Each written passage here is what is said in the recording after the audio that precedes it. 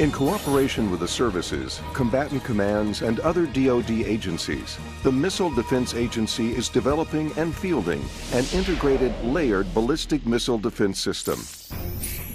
This system of indo- and exo-atmospheric interceptors, ground, sea, and space-based sensors, and geographically dispersed command, control, and battle management assets contributes to the protection of the United States, its deployed forces, allies, and friends against ballistic missiles of all ranges, and is adaptable to new 21st century threats. During this past year, we reached several milestones as we continue to improve the BMDS with technology upgrades, expand it with the help of our international partners, and demonstrate its performance using a robust, cost-effective test program that replicates and simulates operationally realistic conditions. For Homeland Defense, we continued to refurbish and upgrade the Fort Greely fleet of ground-based interceptors to ensure reliable operation, and we install the latest fire control software to allow testing or exercises to be conducted while simultaneously controlling the operational system.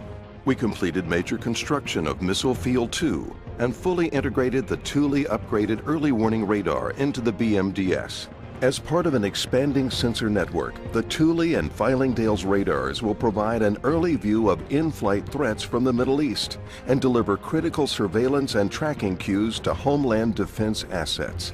With the deployment of the Aegis ballistic missile defense ships to the European theater and the Antipi-2 radar to Turkey as a forward-based sensor, we met our end-of-year commitment to deploy initial regional defenses, or Phase 1 of the European Phased Adaptive Approach. We continued to deliver Standard Missile 3 Block 1A interceptors to provide a flexible sea-based missile defense capability against short and medium-range threats. More advanced versions of the SM-3 and upgrades to the Aegis weapon system will enable us to defeat even more challenging regional threats.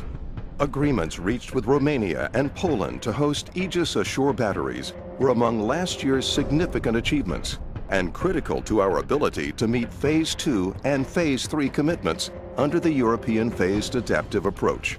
As part of this effort, we also commenced development work on an Aegis ashore test facility at the Pacific Missile Range facility in Kauai, Hawaii, which we expect to complete by 2014.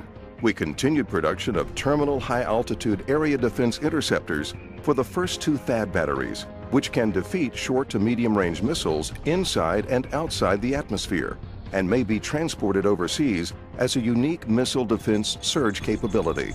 And finally, this past year, we continued to operate and sustain a worldwide high-capacity command, control, battle management, and communication network, which includes regional nodes in several combatant commands.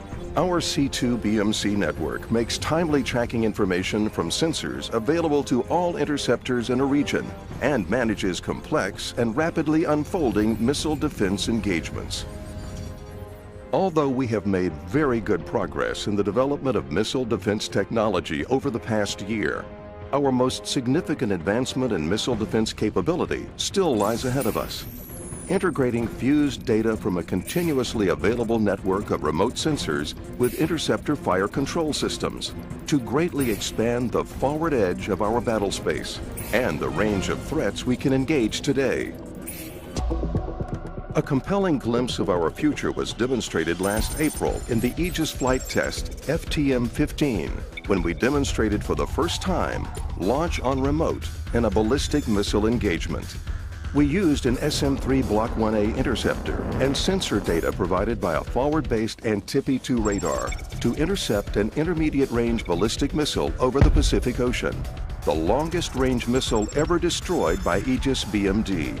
This step was the first of many taken to demonstrate the feasibility of networking remote sensors for enhancing missile defense performance.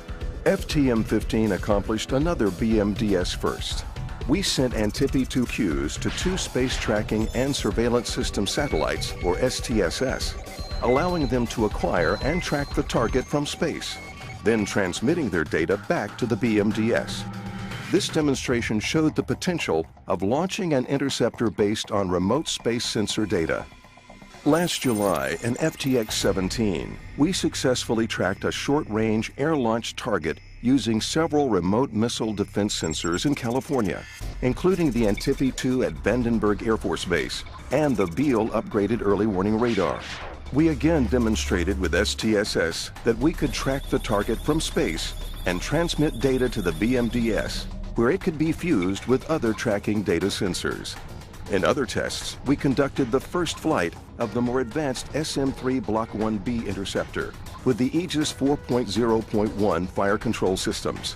While we did not intercept the SRBM target's separating payload, FTM-16 demonstrated critical system functions to include the exceptional performance of the SM-3 Block 1B kinetic warhead, which allowed us to move forward with the certification of the Aegis BMD 4.0.1 computer program. We have learned from the FTM-16 results and will repeat the test this year. Last October, FTT-12's successful operational test showed for the first time THAAD's capability to defeat 2 SRBMs launched in a raid scenario in their terminal phase of flight. In the future, if we are going to defeat ballistic missiles launched in large raid sizes, we will require adequate interceptor inventory and layered defenses. When missile defenses were used in February 2008 to destroy a large tank of toxic fuel on board an out-of-control U.S. satellite, MDA successfully leveraged tracking data supplied by several remote sensors with viewing opportunities of the satellite, which was traveling around 17,000 miles per hour. This geographically distributed sensor network included non-MDA sensors operated by the services and other national assets.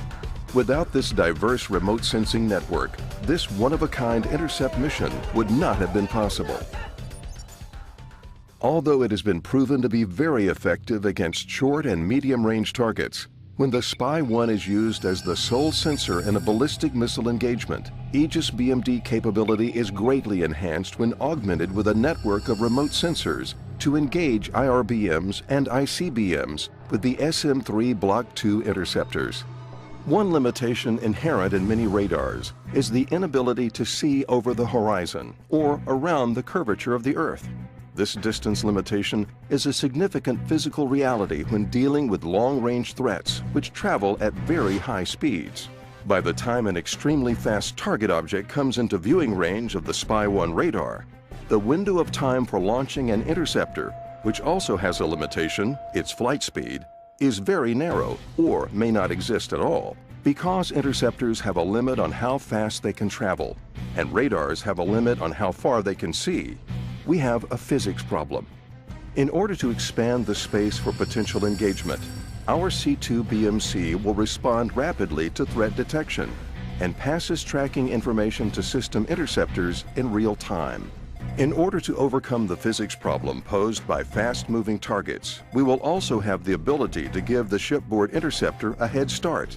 We need forward-deployed remote sensors extending out near the ballistic missile launch point to act as first sight sentries and pass that early target viewing information into the system's C2 BMC for processing.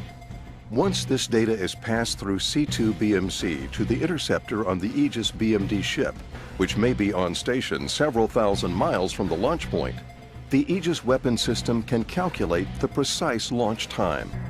This will allow the ship to launch an interceptor even before its own Spy-1 radar can see it, to put the interceptor on the predicted path of the target to destroy it.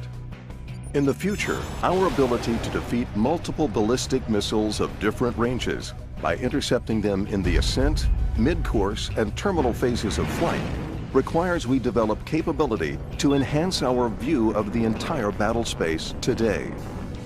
In our FTX-17 test involving multiple sensors, we demonstrated with the STSS satellites we could leverage viewing angles from space and pass tracking information into the system. Precision tracking space system satellites currently under development will give us a persistent sensor capability to detect and track threat launches from regions of concern.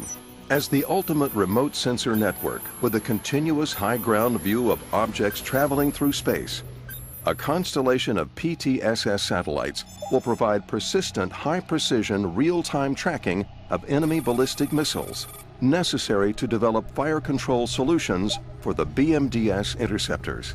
Increased sensor networks are critical improvements the warfighter will need to conduct future missile defense engagements.